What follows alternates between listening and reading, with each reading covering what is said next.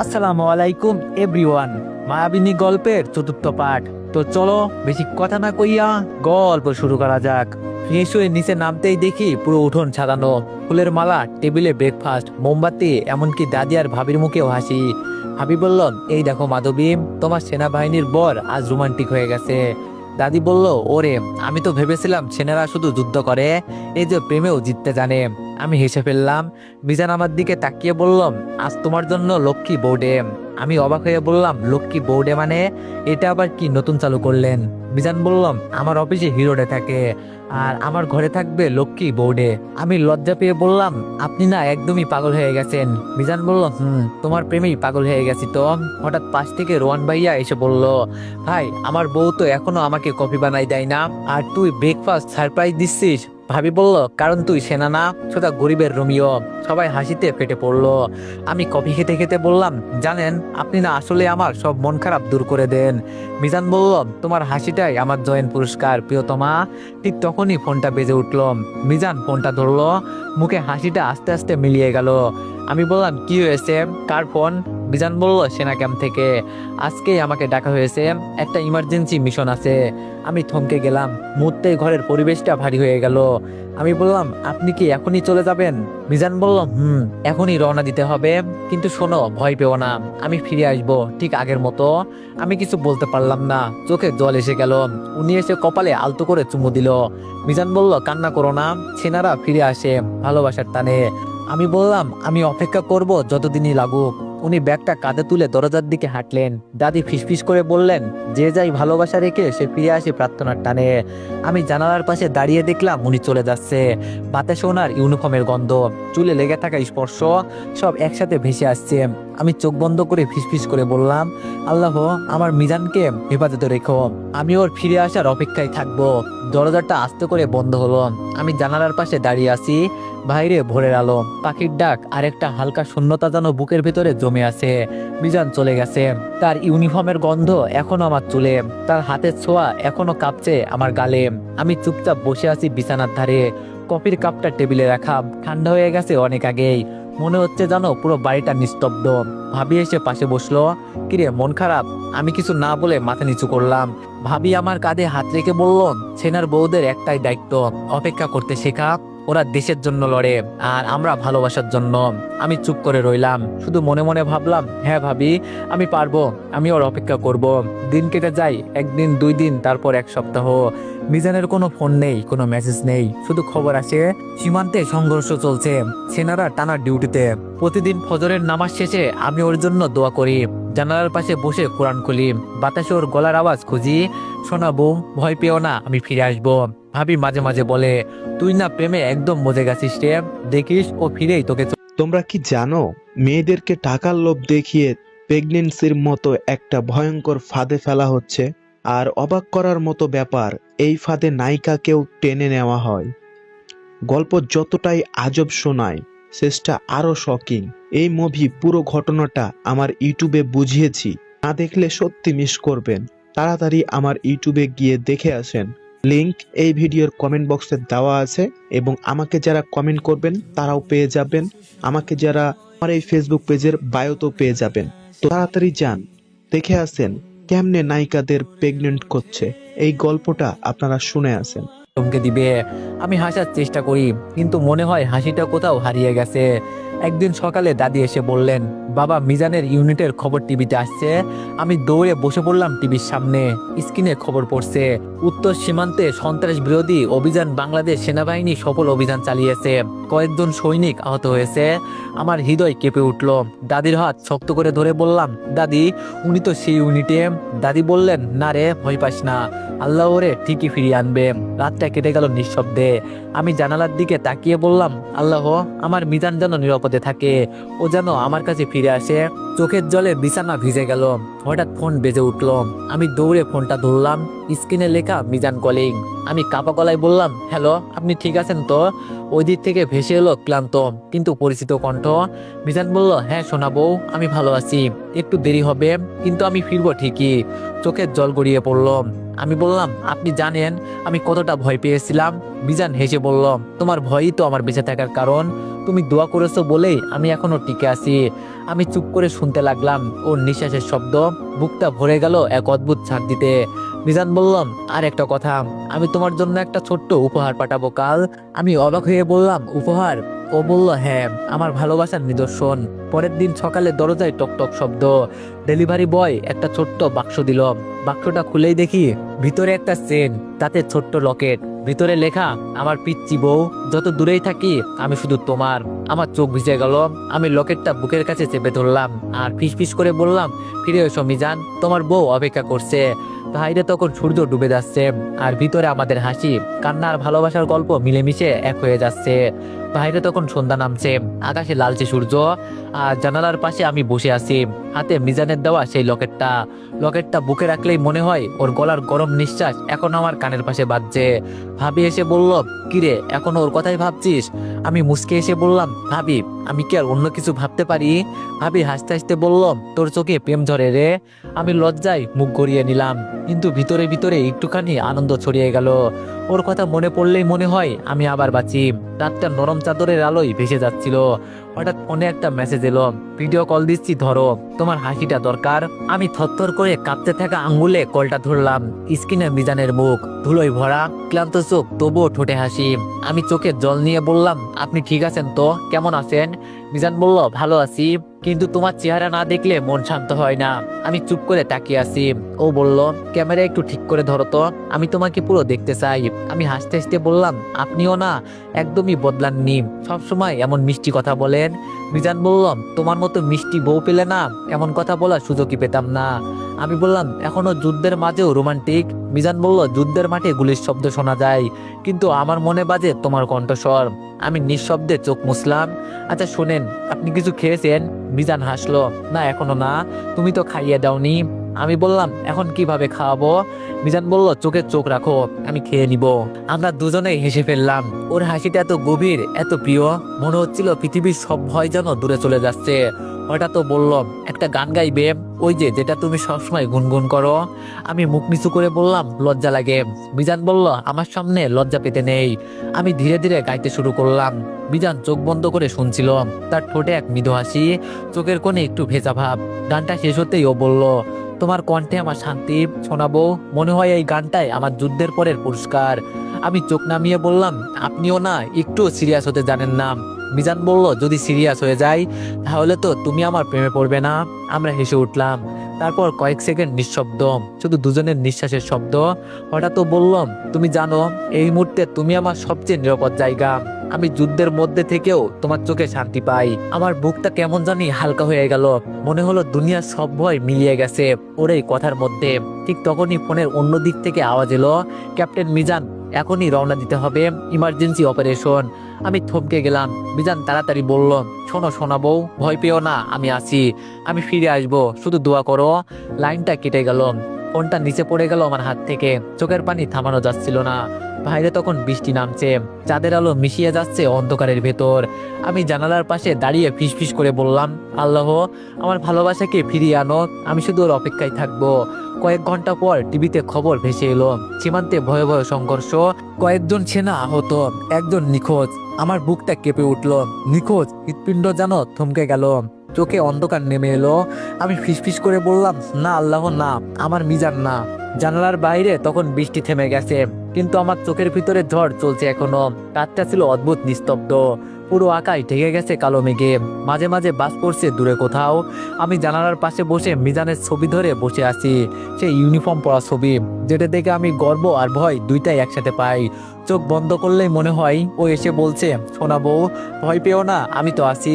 আমি মাথাটা দেয়ালে ঠেকিয়ে ফিসফিস করে বললাম, আল্লাহ, ওকে ফিরিয়ে দাও, আমি কিচ্ছু চাই না, শুধু ওর নিরাপত্তা চাই। চোখের পানি গড়িয়ে পড়লো গালে। ঘুম কখন এলো বুঝতেই পারলাম না। বাইরে হালকা বৃষ্টি পড়ছে। আমি রান্নাঘরে দাঁড়িয়ে কফি বানাচ্ছি। হঠাৎ পেছন থেকে পরিচিত কণ্ঠ, শোনাবো, কফিটা না খাইলে মন ঠিক হচ্ছে না। আমি ঘুরে তাকাতেই দেখি মিজান, ওর চোখে সেই চেনা দুষ্টুমি, মুখে হালকা হাসি। আমি দৌড়ে গিয়ে বুকে মুখ লুকালাম। আপনি এলেন, আমি জানতাম আপনি আসবেন। মিজান চুলে হাত রেখে বলল, আমি তো প্রতিজ্ঞা করেছিলাম তোমার চোখে জল পড়ার আগেই আমি ফিরে আসব। আমি বললাম, আর কখনো যেও না প্লিজ। ও হাসলো, আমি না গেলে তোমার কফি বানাবে কে? আমি কফির কাপটা এগিয়ে দিলাম। ওর ঠোঁট ছুঁয়ে গেল আমার আঙ্গুলে। হঠাৎ আলো নিভে গেল, চারিদিক অন্ধকার। মিজান ধীরে ধীরে হারিয়ে যাচ্ছে কুয়াশার মধ্যে। না না মিজান, ফিরে আসো। আমি চিৎকার করে উঠলাম, চমকে ঘুম ভেঙে গেল। ঘাম ভেজা শরীর, কাঁপতে থাকা ঠোঁট। দাদি ছুটে এলেন, কিরে মাধবী, খারাপ স্বপ্ন দেখছিস নাকি? আমি কাপা গলায় বললাম, দাদি ও এসেছিল, তারপর হঠাৎ চলে গেল। দাদি নিঃশ্বাস নিয়ে বললেন, না রে মা, ও ঠিকই আসবে। ভালোবাসা যদি সত্যি হয় সেনারাও ফিরে আসে। সকালটা ভারী হয়ে গেল। আমি চুপচাপ উঠোনে বসে ফুলে পানি দিচ্ছি। ঠিক তখনই ফোনে বেজে উঠল, স্ক্রিনে লেখা অজানা নাম্বার। আমার বুক ধুকধুক করছে। ফোন ধরতেই ওপাশ থেকে গভীর কণ্ঠ, আপনি কি ক্যাপ্টেন মিজানের স্ত্রী? আমি গলায় কাঁপুনি নিয়ে বললাম, জি আমি মাধবী। উপাস থেকে উত্তর এলো, আপনাকে জানাতে দুঃখিত, ক্যাপ্টেন মিজান গত 24 ঘন্টা ধরে নিখোঁজ। শেষবার ওনার সাথে যোগাযোগ বিচ্ছিন্ন হয় পাহাড়ি সীমান্তে। ফোনটা আমার হাত থেকে পড়ে গেল। চারপাশের সব শব্দ যেন বন্ধ হয়ে গেল। আমি নিস্তব্ধে বসে রইলাম, চোখের পানি টলমল করছে। ভাবি ছুটে এসে বলল, কি হয়েছে? আমি কাপা গলায় বললাম, ওরা বলছে মিজান নিখোঁজ। ভাবি আমাকে জড়িয়ে ধরলো, না রে, তুই ভাঙবি না, সৈনিকেরা হারায় না, ওরা ফেরে। আমি মাথা নেড়ে বললাম, হ্যাঁ ভাবি, ও ফিরবে, ও কথা দিয়েছে। চোখের কোণে তখন শুধু অশ্রু আর বিশ্বাসের রেখা। রাতের দিকে আমি লকেটটা বুকে চেপে ধরে বললাম, তুমি যেখানেই থাকো আমি দোয়া করছি, তুমি আমার প্রার্থনা, তুমি আমার শান্তি। আমি জানি তুমি ফিরবে, কারণ আমার ভালোবাসা অসমাপ্ত নয়। ঠিক তখনই জানালার বাইরে হালকা বাতাস বইলো, আর টেবিলে রাখা ছবিটা ধীরে ধীরে মাটিতে পড়ে গেল। মনে হলো ও যেন ফিসফিস করে বলছে। রাতটা আবারও কেটে গেল ঘুমিনতায়। জানালার বাইরে অর্ধচাঁদ, বাতাসে ভেজা কুয়াশা, আর আমি একা লকেটটা বুকে চেপে বসে আছি। চোখের সামনে বারবার ভেসে উঠছে মিজানের মুখ, ওর সেই হাসি, সেই দুষ্টু চোখ দুটো। হঠাৎ মনে হলো দরজার বাইরে যেন কারো পায়ের শব্দ। আমি ছুটে গেলাম দরজার কাছে, কিন্তু দরজার ওপাশে শুধু হালকা বাতাস। শূন্য বারান্দায় বাতাসের সঙ্গে উড়ে বেড়াচ্ছে একটা শুকনো পাতা। আমি নিঃশব্দে বললাম, মিজান এটা কি তুমি? উত্তর এলো না, শুধু বাতাসে একটা ফিসফিস শব্দ, যেন কেউ খুব আস্তে করে বলছে, দোয়া থাকিও না। আমার শরীরটা কাঁপতে লাগলো। আমি ফিরে এসে দাদির কোলের পাশে বসলাম। দাদি কোরআন পড়তেছিল। বললেন, আয় মা আয়, তুই এত কাঁদিস না, আল্লাহ কারোর দোয়া ফাঁকা ফেরায় না। আমি চুপচাপ মাথা রাখলাম দাদির কোলে। দাদির হাতের ছোঁয়ায় মনে হলো একটু শান্তি পেলাম। সকালে হঠাৎ বৃষ্টি শুরু হলো। বৃষ্টির ফোঁটায় আকাশ ভিজে যাচ্ছে, আর আমার মনও। ভাবি এসে বলল, তুই কিছু খাসনি, সারাদিন না খেয়ে থাকলে চলবে? আমি বললাম, মন চাই না ভাবি, ওর কোনো খবর নেই। ভাবি আমার পাশে বসে বলল, তুই জানিস না রে, সেনারা এমনই হয়, ওরা যুদ্ধের মাঠে থেকেও ভালোবাসে, আর ভালোবাসা মানে বিশ্বাস। আমি তাকালাম ভাবির দিকে, কিন্তু ভাবি যদি সত্যিও ফিরে না আসে। ভাবি দৃঢ় গলায় বলল, ও ফিরবে। আমি জানি ভালোবাসা যদি সত্যি হয় আল্লাহ সেটাকে হারাতে দেন না। দুপুরের দিকে সেনা সদর দপ্তর থেকে আবার ফোন এলো। আমি দম আটকে শুনছিলাম। ওপাশ থেকে একজন বলল, ম্যাডাম একটা খবর দিতে চাই, আমরা ক্যাপ্টেন মিজানের দলকে খুঁজে পেয়েছি, তবে এখনো ওনার অবস্থান সম্পূর্ণ পরিষ্কার না। একটা পাহাড়ি এলাকায় সিগন্যাল পাওয়া গেছে। আমার বুকটা ধক করে উঠলো, মানে ও বেঁচে আছে? আমি কাপা গলায় জিজ্ঞেস করলাম। ওপাশ থেকে উত্তর এলো, আমরা আশা করছি হ্যাঁ, কিন্তু আবহাওয়া খারাপ, উদ্ধার অভিযান শুরু হবে সকালে। আমি চেয়ে রইলাম জানালার দিকে। বৃষ্টি থেমে গেছে, আকাশে হালকা আলো ফুটছে। আমার বুকের ভিতরে আবার আশা জেগে উঠলো। রাত গভীর হলো। আমি নামাজ শেষে কোরআনের আয়াত পড়ে মিজানের জন্য দোয়া করলাম, আল্লাহ আমার প্রিয় মানুষটাকে ফিরিয়ে দাও, ওর হাত ধরেই তো আমি জীবনের মানে খুঁজে পাই। ঠিক তখনই ফোনে একটা মেসেজ এলো, অজানা নাম্বার থেকে। আমি ভয়ে ভয়ে ফোনটা খুললাম। স্ক্রিনে লেখা, শোনা বউ, আমি আসি, শুধু একটু দূরে, ভয় পেও না। আমার চোখে জল ঝরতে লাগলো। আমি ফোনটা বুকের সঙ্গে চেপে ধরলাম। মিজান তুমি বেঁচে আছো? ভাবি দৌড়ে এলো, কি হয়েছে? আমি কাবা কণ্ঠে বললাম, ও মেসেজ দিয়েছে ভাবি, ও বেঁচে আছে। ভাবি চোখে জল নিয়ে বলল, দেখলি তো, আমি বলছিলাম না ভালোবাসা মরে না। সারা রাত আমি ঘুমাইনি, চোখে ছিল শুধু ওর মেসেজটা আর আশার আলো। সকালে সেনা অফিস থেকে আবার ফোন এলো, ম্যাডাম আমরা ক্যাপ্টেন মিজানকে খুঁজে পেয়েছি, তিনি আহত কিন্তু জীবিত। আমি চিৎকার করে কেঁদে উঠলাম। আলহামদুলিল্লাহ। দাদি আর ভাবিও কেঁদে ফেললেন খুশিতে। 2 দিন পর মিজানকে ঢাকায় আনা হলো। হাসপাতাল বেডে শুয়ে আছে, মুখে ক্লান্তি, চোখে আলো।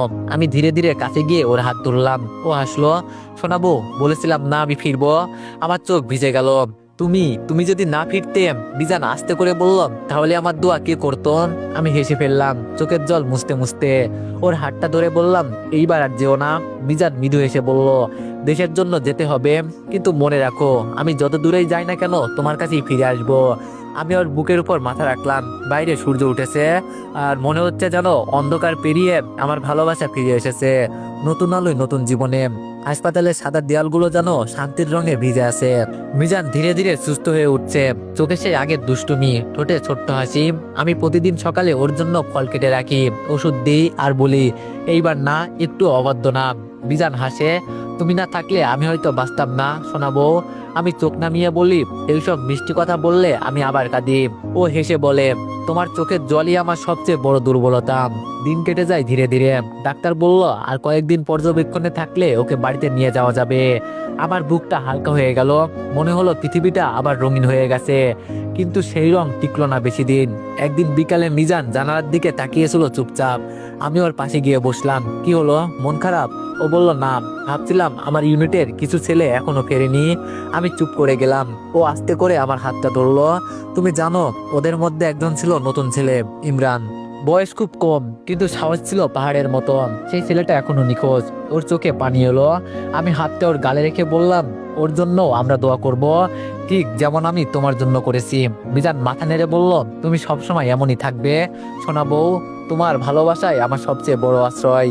2 দিন পর ওকে হাসপাতাল থেকে ছাড়পত্র দেওয়া হলো। বাড়িতে ফেরার সময় সবাই যেন উৎসবে মেতেছে। দাদি, ভাবি, পাড়ার সবাই মিজানকে ঘিরে রেখেছে। আমি শুধু দূরে দাঁড়িয়ে ওর দিকে তাকিয়ে হাসছিলাম। মিজান হঠাৎ করে বলল, এই পিচ্চি বউটা কেন এত দূরে? সবাই হেসে ফেললো। আমি লজ্জায় মুখ নিচু করে বললাম, আপনিও না এখনো বদলাননি একটুও। ও চোখ টিপে বলল, বদলালে তো তুমি প্রেমে পড়বে না। রাতটা ছিল শান্ত, চাঁদের আলোয় জানালায় নরম ছায়া ফেলেছে। আমি ওর পাশে বসেছিলাম, ও ঘুমাচ্ছে। ওর মুখে এত শান্তি যেন মনে হচ্ছিল সময় থেমে গেছে। আমি ধীরে ধীরে ওর হাতটা নিজের হাতে নিলাম। তুমি জানো, তোমার না ফেরার খবর শুনে আমি প্রায় হার মেনে ফেলেছিলাম। ও আধা ঘুমে বলল, তুমি হারলে আমি ফিরে আসতাম কিভাবে? চোখের জল থামাতে পারলাম না। ওর গাল ছুঁয়ে বললাম, তুমি আমার জীবন। ও চোখ খুলে মৃদু হেসে বলল, আর তুমি আমার বেঁচে থাকার কারণ।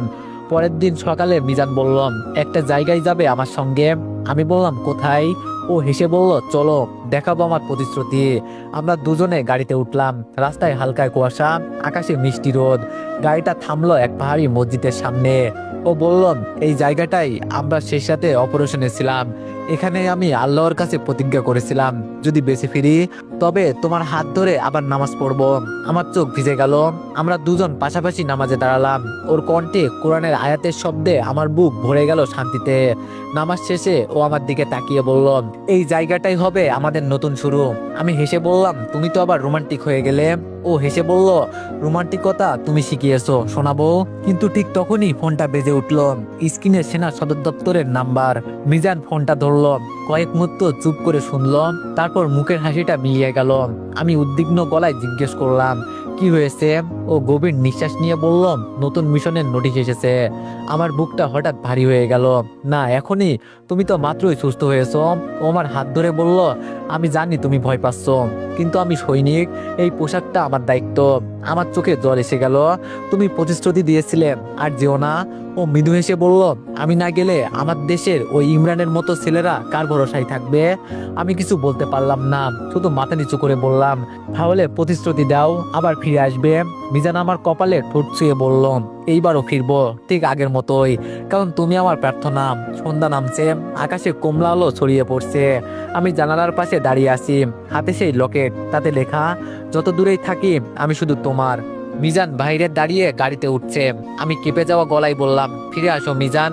ও হাসলো, তোমার অপেক্ষায় আমার দিক নির্দেশক। গাড়িটা ধীরে ধীরে দূরে চলে গেল, আর আমি জানালার পাশে দাঁড়িয়ে ফিসফিস করে বললাম, আল্লাহ, আবার ফিরে আনো আমার রোমান্টিক সেনাটাকে। বাইরে বাতাস বইছে, ভিতরে শুধু প্রতিশ্রুতি আর ভালোবাসার অপেক্ষা।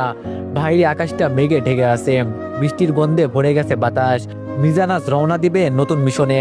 আমি সকালের নামাজ শেষে কেঁদে কেঁদে শুধু একটাই দোয়া করেছি, আল্লাহ, আমার মিজান যেন আবারও আমার কাছে ফিরে আসে। ওর ব্যাগ গুছিয়ে দিলাম, চুপচাপ বসেছিলাম বিছানার ধারে। মিজান আমার কাছে এসে বলল, শোনা বউ, এত চুপ কেন? আমি বললাম, ভয় লাগছে। ও ও আমার কপালে হাত রেখে বলল, ভয় পেও না, আমি আছি। তুমি তো জানো তোমার দোয়াই আমার তাবিজ। আমি লকেটটা ওর গলায় পরিয়ে দিলাম। ও বলল, এইবার আমার পালা। তোমার দেওয়া লকেটটা আমি যুদ্ধের মাঠেও রাখবো। আমরা দুজনেই কিছুক্ষণ তাকিয়ে রইলাম একে অপরের চোখে। চোখে ভয়, ভালোবাসার অন্তরে বিশ্বাস। সন্ধ্যা নামার আগেই ওরা রওনা দিল।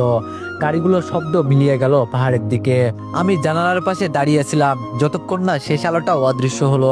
রাত গভীর, হঠাৎ বাইরে ঝড় উঠলো। আকাশের মেঘ গর্জে উঠছে, বজ্রপাতের আলোয় ঘরটা কেঁপে উঠছে। আমার বুক ধকধক করছে, মনে হচ্ছে জানো কিছু একটা অশুভ আসছে। ভাবি এসে বলল, এইভাবে চিন্তা করিস না রে, আল্লাহর হাতে ও। আমি মাথা নেড়ে বললাম, হ্যাঁ ভাবি, কিন্তু মন তো মানে না। ঠিক তখনই ফোনটা বেজে উঠল, একটা অপরিচিত নাম্বার। হৃদয়টা কেঁপে উঠল। ফোন ধরতেই ওপাশ থেকে কণ্ঠ ভেসে এলো, আপনি কি ক্যাপ্টেন মিজানের স্ত্রী? আমি কাপা গলায় বললাম, জি আমি। উপাস থেকে উত্তর এলো, দয়া করে শান্ত থাকবেন, মিশনের সময় একটা বিস্ফোরণ হয়েছে। আমরা মিজান স্যারের অবস্থান খুঁজছি। আমার চারপাশের পৃথিবী থেমে গেল। ফোনটা হাত থেকে পড়ে গেল মাটিতে। চোখের সামনে অন্ধকার। ভাবি ছুটে এসে ধরলো আমাকে। কি হয়েছে রে? আমি শুধু ফিসফিস করে বললাম, ও আবার হারিয়ে গেছে। রাতটা যেন অনন্ত হয়ে গেল। আমি সেজদায় পড়ে কাঁদতে লাগলাম, আল্লাহ, আমি কিছু চাই না, শুধু আমার মিজানকে ফিরিয়ে দাও। ও ছাড়া আমি কিছু চাই না। চোখের জলে সিজদার মাটিটা ভিজে গেল। কাপা গলায় নামাজ পড়তে পড়তে হঠাৎ যেন মনে হলো কেউ আমার পিছনে দাঁড়িয়ে আছে। আমি ধীরে ঘুরে তাকালাম। জানালার পাশে বাতাসে দুলছে পর্দা, আর তাতে ঝলমল করছে একটা আলোর ছটা। হঠাৎ বাতাসের ফাঁকে এক ফিসফিস কণ্ঠ শুনতে পেলাম, শোনা বউ, ভয় পেও না, আমি তোমার দোয়ার সাড়া শুনছি। আমার শরীরটা কেঁপে উঠল। আমি ফিসফিস করে বললাম, মিজান। কোনো উত্তর নেই, শুধু জানালার বাইরে বর্জ্যের আলো আর বৃষ্টির শব্দ। পরের দিন সকালে টিভিতে খবর। তো এভরিওয়ান, নেক্সট পার্টের জন্য সবাই একটু অপেক্ষা করো। আর সবাই একটু কমেন্টে জানাও তো গল্পটি তোমাদের পছন্দ হয়েছে কিনা। যদি গল্পটি তোমাদের ভালো না লাগে তাহলে আমি শেষ করে দিব। ধন্যবাদ।